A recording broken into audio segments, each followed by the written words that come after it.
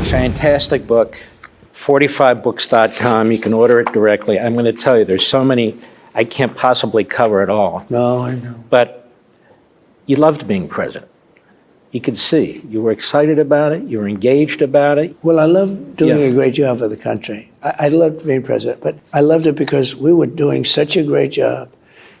We had the greatest economy in history. Then COVID came in, and we did a great job there. I never got the credit for that, but that's okay.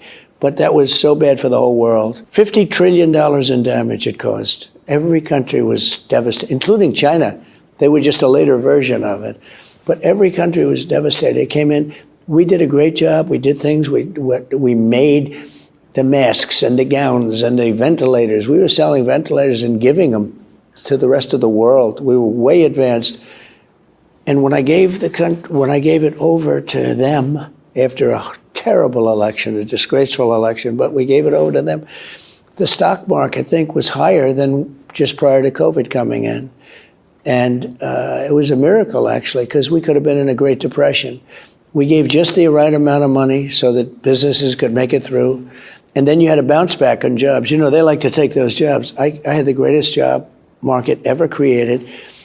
But when COVID comes in, a pandemic, any pandemic, there are pandemics, but there's a bounce back of jobs. In other words, the same people working, they come back 4 months later, 5 months later. And we had great jobs. You can't take credit for a bounce back if you happen to be president and these people are now flowing back into the job market. But we did a great job. And I loved being president, but I loved being president because there has never been an economy like the economy that we created. And China was paying us a fortune. You know, no, China never paid 10 cents to any other president.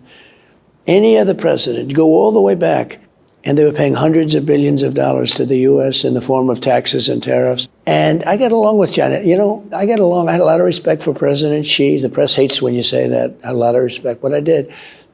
And there's no reason we won't get along with China, but they were taking advantage of us. But Europe is taking advantage of us almost as badly. The European Union, what they're doing to us is incredible. $250 billion in, I call it losses. They don't take our cars, we take their cars. They don't take our farm product, we take their product. They don't take practically anything from us. And I straighten a lot of these things out. But we have tremendous potential, this country, but you need the right leader. Look, I defeated ISIS in 4 weeks. It was supposed to take 5 years. Our military is great, but they need the right leader. We have great people, and don't worry about it going woke. Those people are not going woke ever. You could sit with them for months and try and convince them. They're not going to go woke, but the top people are woke. The people that are trying to do the convincing are woke.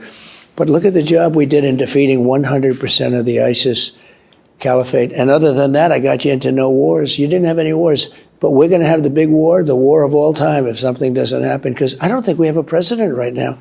Biden's on vacation all the time. He's depressed from being overthrown. He was overthrown. This was a coup. I think you agree with that. 100%. This was a coup. And the person running got no votes. And they wanted to be politically correct because 6 weeks ago they thought she was a joke. And immediately the press, you know, the press is really the biggest problem of all, the fake news I call it, is the biggest problem of all. Because they immediately went from her being a joke, not qualified, she'll be terrible, and she's the worst vice president in history, to all of a sudden, she's wonderful. But she's not wonderful. So we have a debate coming up, and I look forward to that.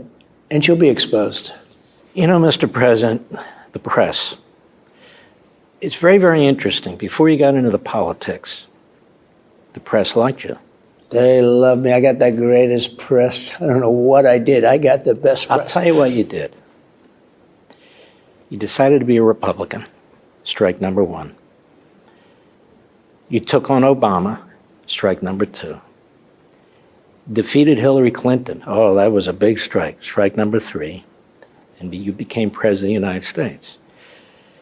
You stopped the Obama, Hillary, that sort of dynasty from doing exactly what Kamala Harris wants to do now. Push the country over the cliff. You're a capitalist. You say you use common sense, which is true. America first, national security. Those are the views of most Americans. Kamala Harris is hiding because she doesn't agree with most Americans. You call her a Marxist. She wants to nationalize health care.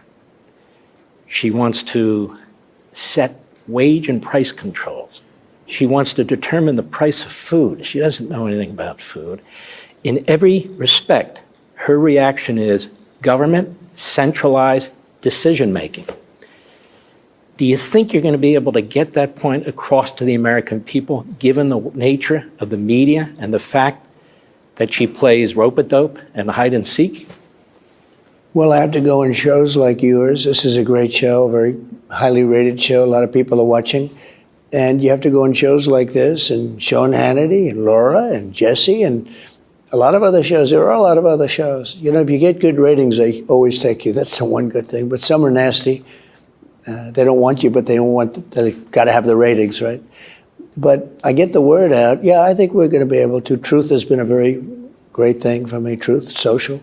It's my form of getting the word out. And I also use X. Elon's a friend of mine. He endorsed me very strongly. He really endorsed me incredibly. He endorses me a lot. He tells people because he understands. He's very smart. And he understands that this country is not going to make it if she's put in there. It's going to be a disaster for the world. It's going to be a disaster. The whole world's going to explode, not just us. And we have tremendous endorsements. And those guys are going out. Those people are going out, and they're talking about it. We brought RFK Jr., and he's a terrific guy. And he's a little different, but he's got some great ideas and some great things that he's been working on, having to do with health, having to do with women and women's health, and just a lot of great things. We brought in Tulsi, as you know, who is terrific. She's great, very respected. I've watched her for a long time. I don't think I've ever seen her say anything that I disagree with. And she was a Democrat, and she left the party. She was a congresswoman. I notice they're under attack now. Oh, they're probably under attack, yeah. You get under attack.